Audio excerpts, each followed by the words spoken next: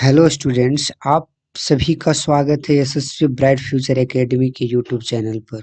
आज के इस वीडियो में हम पढ़ने वाले हैं एमसीक्यू प्रश्न जो एनसीईआरटी आधारित है, जो सभी कॉम्पिटिटिव एग्जाम के लिए बहुत महत्वपूर्ण है। वीडियो को ध्यान से देखें, हर प्रश्न को पहले खुद हल करने की कोशिश करें, फिर आंसर क्लिक करें। तो चलिए शुरू करते हैं आज का पहला प्रश्न।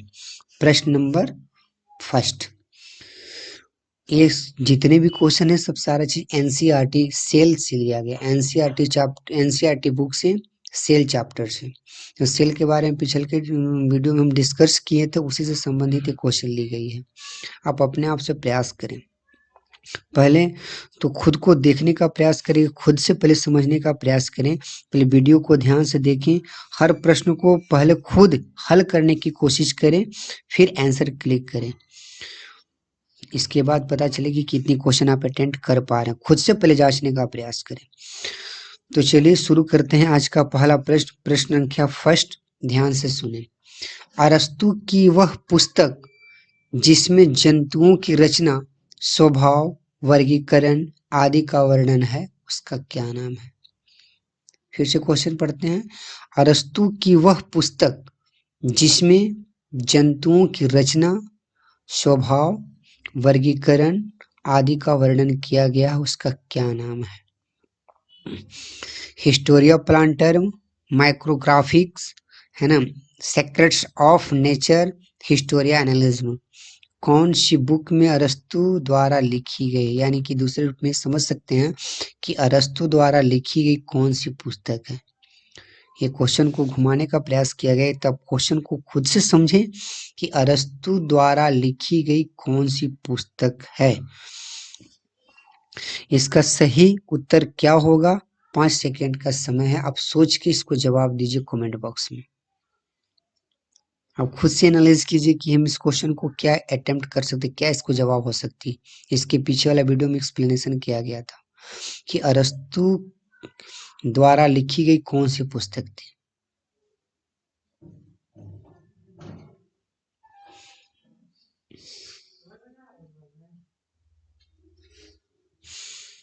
चलिए, समय सीमा समाप्त होती है।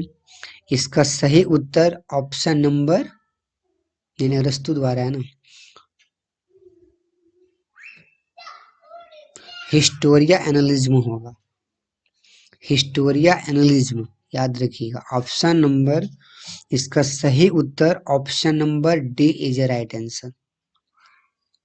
Option number D is a right answer, क्योंकि अरस्तु द्वारा लिखी गई पुस्तक का नाम था हिस्टोरिया एनालिज्म, एनिमल से संबंधित था।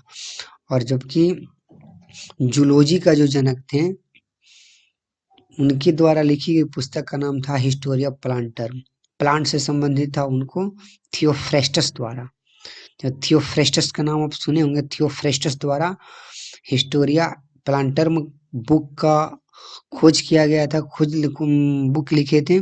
जबकि अरस्तु द्वारा लिखी गई पुस्तक का नाम था हिस्टोरिया एनालिज्म। इसका option number D is a right answer.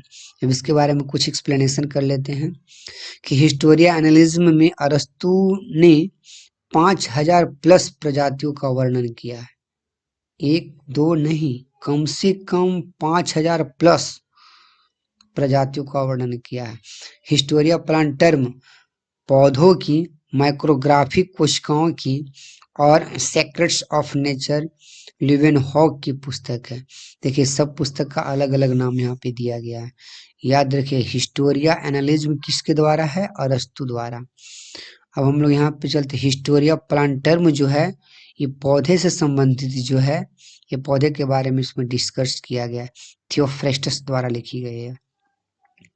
माइक्रोग्राफिक जो है, ये कोशिकाओं से संबंधित है, यह भी याद रखिएगा। इसमें कोशिका के बारे में डिटेल से बताया गया है इसमें। और जबकि सेक्रेट्स ऑफ नेचर जो है, लिवेनहॉग द्वारा लिखी गई पुस्तक है। एंटोनी वॉन लिवेनहॉग द्वारा लिखी गई पुस्तक का क्या नाम है? Secrets of nature. NCERT zoology इतिहास में यह प्रमुख ग्रंथ है। ये आप एनसीईआरटी के बुक में पढ़िएगा तो सारा क्वेश्चन डिस्कस की जाएगी, मिलेगा। अब चलते हैं अगले प्रश्न की ओर। प्रश्न संख्या 2, ध्यान से देखिए। प्रश्न नंबर 2 में क्या कहता है कि प्रश्न संख्या 2, पेड़ पौधों के अध्ययन से संबंधित विज्ञान की शाखा क्या कहलाती है? पेड़ पौधों के अध्ययन से संबंधित विज्ञान की शाखा क्या कहलाती है? Zoology, cytology, botany, ecology. आप वीडियो को पॉज करके आप देखें और सोच समझकर प्रश्नों का उत्तर दें। आप कमेंट बॉक्स में अपना जवाब लिखने का प्रयास करें कि आप कितने क्वेश्चन को सही कर पा रहे हैं और ये इसका आंसर क्या होगा। इसका सही उत्तर क्या होगा? 5 सेकेंड का समय है। आप इतना सोच लीजिए, इसके बाद कमेंट बॉक्स में जवाब दें।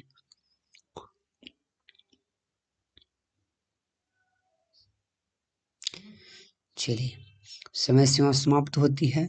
तो पेड़ पौधे के अध्ययन से संबंधित विज्ञान को हम लोग बॉटनी कहते हैं। बॉटनी, जो बॉटनी, जूलॉजी और बॉटनी दो था। तो बॉटनी में हम लोग क्या करते थे? पेड़ पौधा के बारे में अध्ययन करते थे। बॉटनी, देखिए बॉटनी, बॉटनी पौधों की संरचना, वर्गीकरण, विकास और उपयोगिता का अध्ययन है। जूलॉजी जंतुओं और कैटोलॉजी कोशिकाओं से भिन्न है।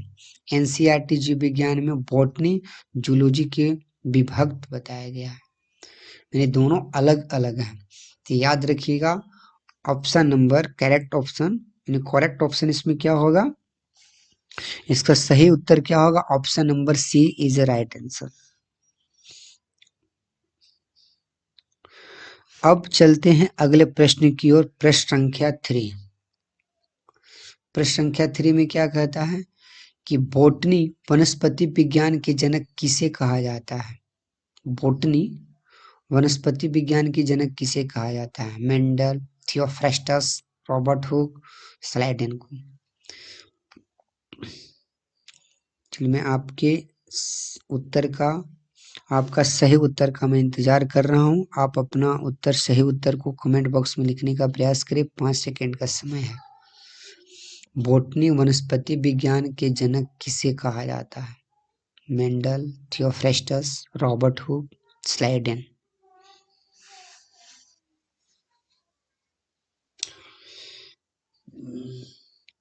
चलिए, समय सीमा समाप्त होती है। तो याद रखिए, बॉटनी वनस्पति विज्ञान के जनक, बॉटनी वनस्पति विज्ञान के जनक थियोफ्रास्टस को कहा जाता है। किसको कहा जाता है? थियोफ्रास्टस। तो याद रखिए, थियोफ्रास्टस अरस्तु के शिष्य हैं। अरस्तु की ये भी याद रखिएगा कि अरस्तु के शिष्य कौन थे? तो थियोफ्रास्टस। एक क्वेश्चन कहीं आ सकता है एग्जाम और में, ये भी याद रखिएगा।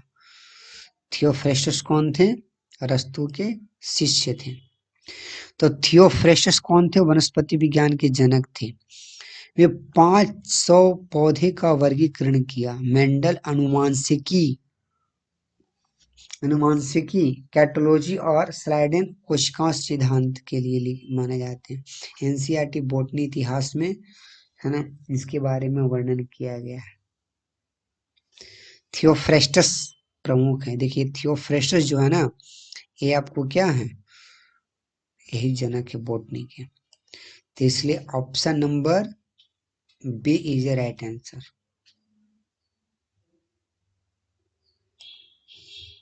चलिए, अब चलते हैं अगले प्रश्न की ओर। प्रश्न संख्या 4।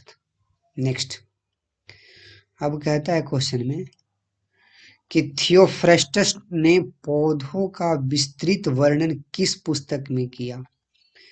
थियोफ्रास्टस ने पौधों का विस्तृत वर्णन किस पुस्तक में किया?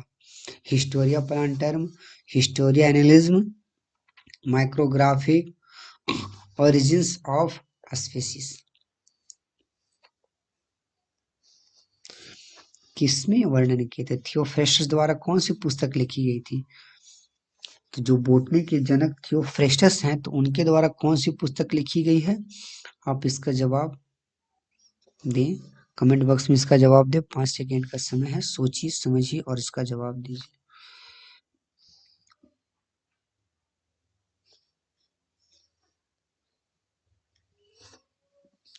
चलिए समय सीमा समाप्त होती है। तो थियोफ्रेस्टस ने पौधे का विस्तृत वर्णन किस पुस्तक में किया था? तो याद रखिए हिस्टोरी ऑफ प्लांटर्म, क्योंकि प्लांट से संबंधित है। तो थियोफ्रेस्टस क्या थे? बोटनी के थे। बोटनी के जनक कौन थे? तो थियोफ्रेस्टस। तो बोटनी जब भी पढ़ा जाता है तो पेड़ पौधा के बारे में पढ़ा जाता है, तो उसे याद रखने की तरीका क्या होगा? तो हिस्टोरी ऑफ प्लांटर्म। प्लांट का मतलब पेड़ पौधा होती है, तो याद रखिए हिस्टोरी ऑफ प्लांटर्म। यानी option number, correct option number A is right answer, याद रखिएगा। चलिए इसके बारे में एक्सप्लेनेशन कर लेते हैं। हिस्टोरिया प्लांटर्म, इस पुस्तक में 500 पौधे की विस्तृत जानकारी है। हिस्टोरिया एनालिज्म अरस्तु द्वारा लिखी गई पुस्तक है। माइक्रोग्राफिक हुक, यानी कि हुक, रॉबर्ट हुक द्वारा माइक्रोग्राफिक लिखी गई है। और ओरिजिन्स डार्विन द्वारा लिखी गई पुस्तक है। एनसीईआरटी में यह बोटनी का प्रथम ग्रंथ माना जाता है। बोटनी का प्रथम ग्रंथ माना जाता है, यानी बोटनी जो है क्या है? बोटनी जो है ना, से आपको प्लांट में सबसे फर्स्ट ग्रंथ माना जाता है। अगर आपको यह एमसीक्यू पसंद आ रहा है तो वीडियो को लाइक जरूर करें, और ऐसे ही वीडियो के लिए यशस्वी ब्राइट फ्यूचर एकेडमी को सब्सक्राइब भी जरूर करें, क्योंकि इसी प्रकार से क्वेश्चन हमेशा आपको मिलते रहेंगे। जो मोस्ट इम्पोर्टेंट क्वेश्चन एनसीईआरटी से ली जाती है, जो आप एग्जाम आवर में देखने को मिलता है। अतः अगर आपको यह एमसीक्यू अगर पसंद आ रही है, अगर पसंद आ भी रहा है, तो वीडियो को लाइक जरूर करें, और ऐसे ही वीडियो पाने के लिए यशस्वी ब्राइट फ्यूचर एकेडमी को जरूर सब्सक्राइब करें। आपका एक सब्सक्राइब हमें बहुत मोटिवेट करता है, जो आगे वीडियो बनाने में बहुत मदद करती है। तो आप अपने तरह से जांचने का प्रयास करें, जांचें, समझें, परखें और जवाब दें। चलिए अब इसी प्रकार अब अगले प्रश्न की ओर चलते हैं।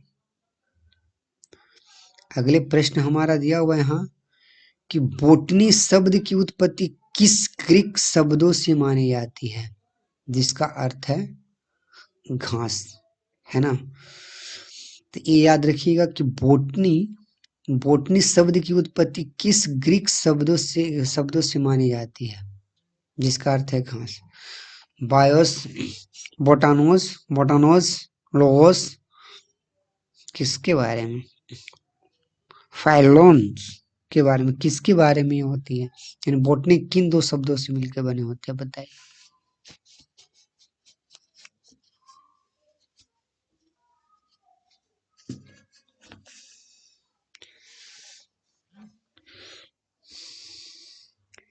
चलिए समय सीमा समाप्त होती है। बोटनी दो शब्दों से मिलकर बना है, बोटानोज से। बोटनी एक शब्दों से मिलकर बना है, बोटानोज। यानी कि ग्रीक शब्दों में बोटानोज का अर्थ होता है घास। याद रखिए, देखिए आपका जो दिया हुआ एक्सप्लेनेशन ये समझ सकते हैं। तो इसमें क्या होगा? बोटानोज ये वाला होगा। ये option number B is right answer, है ना। तो बोटानोज का अर्थ पौधा घास होता है जो बोटनी से बना है। बायोस जीवन, लोगोस का अध्ययन होता है। लाइनोन प्रतीक से दर्शाता है, जबकि एनसीईआरटी शब्द उत्पत्ति में यह स्पष्ट किया गया है।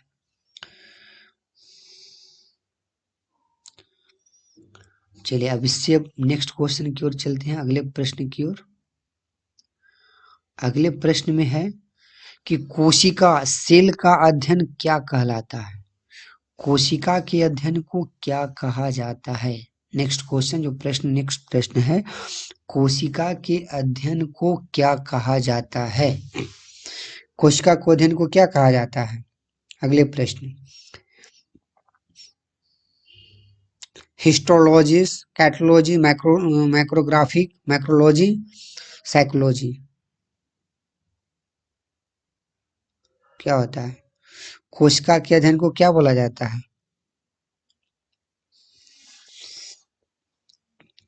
चलिए, समय सीमा समाप्त होती है।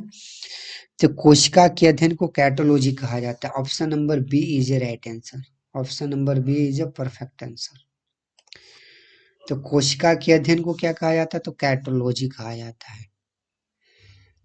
ये option number B is a perfect answer. अब इसके बारे में कुछ एक्सप्लेनेशन कर लेते हैं कि कैटोलॉजी कैटोलॉजी कोशिका की संरचना एवं कार्य का सूक्ष्म अध्ययन है। हिस्टोलॉजी ऊतकों, माइक्रोलॉजी रूपरेखा और साइकोलॉजी क्रियाओं का है। एनसीईआरटी कक्षा 9th चैप्टर 5 में कैटोलॉजी परिभाषित की गई है। ये आप क्लास सब जितने भी है सब 9th class, 10th class, 11th class, 12th class से क्वेश्चन लिए गए हैं, जो आपको हर एग्जाम में देखने को मिला है ये क्वेश्चन।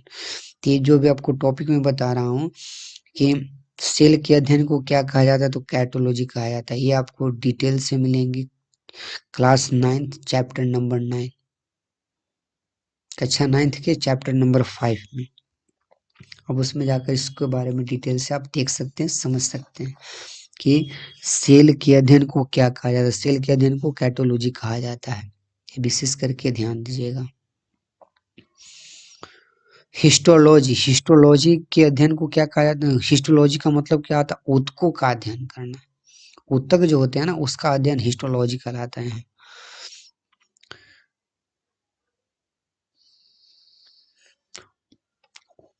अब अगले प्रश्न की ओर चलें। अब चलते हैं अगले प्रश्न की ओर। नेक्स्ट प्रश्न, चलिए नेक्स्ट प्रश्न की ओर चलते हैं। प्रश्न नंबर, प्रत्येक जीवधारी की संरचनात्मक तथा क्रियात्मक इकाई क्या है? ये आपको अगले प्रश्न दिया हुआ है क्या, कि प्रत्येक जीवधारी की संरचनात्मक तथा क्रियात्मक इकाई क्या है? मैंने संरचनात्मक और क्रियात्मक इकाई को क्या कहते हैं? टिश्यू मैंने कि ऊतक, अंग, कोशिका, अंग तंत्र, यानी tissue, organ, cell and organ system क्या कहा जाता है? प्रत्येक जीवधारी की संरचनात्मक तथा क्रियात्मक इकाई क्या है? आप इसका जवाब कमेंट बॉक्स में दें।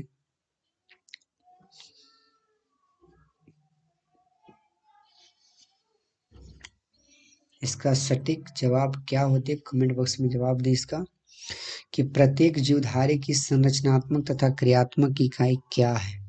तो याद रखिएगा, सेल पढ़ाते वक्त पिछले वीडियो में डिस्कस किया गया था कि हमारे शरीर की संरचनात्मक एवं क्रियात्मक इकाई हमारा सेल होती है। क्या होती है? सेल। सेल को बोला जाता है कि हमारा शरीर की संरचनात्मक और क्रियात्मक इकाई है। तो ये समझ लीजिएगा, हमारा जो सेल है मोस्ट इम्पोर्टेंट है, हमारा बॉडी का मोस्ट इम्पोर्टेंट पार्ट्स है। तो याद रखिए सेल। सेल क्या? Option number C is right answer. क्या है कि प्रत्येक जीवधारी की संरचनात्मक क्रियात्मक इकाई को क्या कहते हैं? कोशिका कहते हैं। देखिए हम नीचे आते हैं, एक्सप्लेनेशन। कोशिका, सेल कोशिका जीवन की आधारभूत इकाई है जो संरचना व कार्य दोनों बनाती है। ऊतक कोशिकाओं से, अंग ऊतकों से बनते हैं। एनसीईआरटी सेल थ्योरी में यह मूल सिद्धांत दिया गया है। आप जाकर देख सकते हैं, क्या इस सेल चैप्टर से दिया गया है।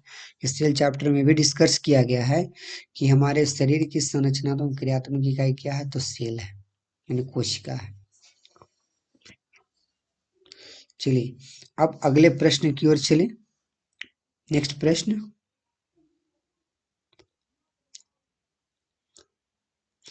सर्वप्रथम कोशिका की खोज किसने किया? अब यहाँ पे देखिए सवाल में यह कह रहा है कि कोशिका की खोज किसने किया। तो कोशिका यानी कि दो प्रकार की थी, एक डेड सेल था, एक लिविंग सेल। तो ये क्वेश्चन में कंफर्म नहीं बताई जा रही है कि क्वेश्चन में डेड सेल का खोज किया गया है या लिविंग सेल का। तो ऐसे आप यहाँ पे ऑप्शन के जरिए आप इसका जवाब दे सकते हैं कि सर्वप्रथम कोशिका की खोज किसने की। सबसे पहले कोशिका की खोज किसने किया था? आप कमेंट बॉक्स में जवाब दें इसको। चूंकि 3 बार एक क्वेश्चन रिपीट हो चुका है, ये आपको तो कंफर्म होगा ही होगा। आप इसका उत्तर कमेंट बॉक्स में दें। कि सर्वप्रथम कोशिका की खोज किसने की थी। चलिए समय सीमा समाप्त होती है। तो याद रखिएगा सर्वप्रथम सबसे पहले कोशिका का खोज रॉबर्ट हुक ने किया था।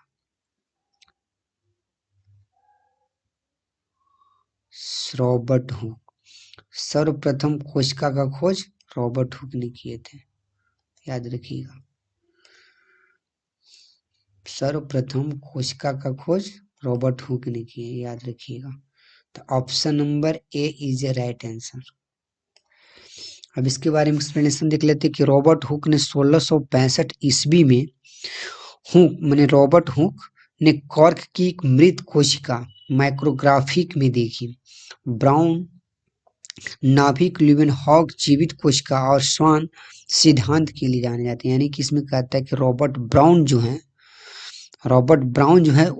के कि सेल के नाभिक के बारे में एक्सप्लेनेशन किए हैं, जबकि लीवेनहॉग एंटोनी वॉन लीवेनहॉग है जो जीवित सेल का खोज किए थे। कब किए थे? तो 9 साल बाद, यानी 1674 ईस्वी में उन्होंने जीवित सेल का खोज किया। कौन? एंटोनी वॉन लीवेनहॉग, याद रखिएगा।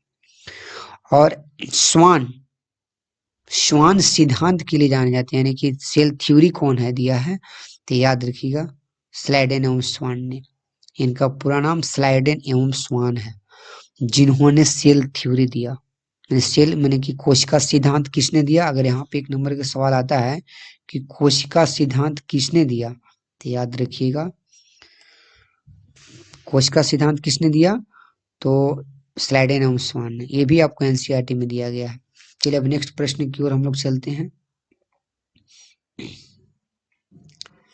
अब अगले प्रश्न की ओर। प्रश्न, जीवित लिव सेल कोशिकाओं को सर्वप्रथम किस वैज्ञानिक ने देखी? जीवित सेल को खोज किसने किया? जस्ट अभी हमने बताया आपको कि जीवित सेल का खोज एंटोनी वॉन लीवेनहॉग ने किया था। Option number C is right answer. Option number C is right answer. Antonie van Leeuwenhoek ने जीवित सेल का खोज किया। देखिए एंटोनी वॉन लीवेनहॉग ने जीवित सेल का खोज किया। कब किया? तो 1674 ईस्वी, 9 साल बाद। एंटोनी वॉन लीवेनहॉग ने सूक्ष्मदर्शी की जीवित, और इन्होंने और क्या क्या चीज का खोज किया? तो आरबीसी का भी खोज किया इन्होंने। सूक्ष्मजीव के बारे में भी इन्होंने खोज किया, कोशिकाएं देखी। हुक ने मृत कोशिका का खोज, यानी रॉबर्ट हुक ने मृत कोशिका का खोज किया। ये भी आपको क्लास 9th का एनसीईआरटी बुक में मिलेंगे।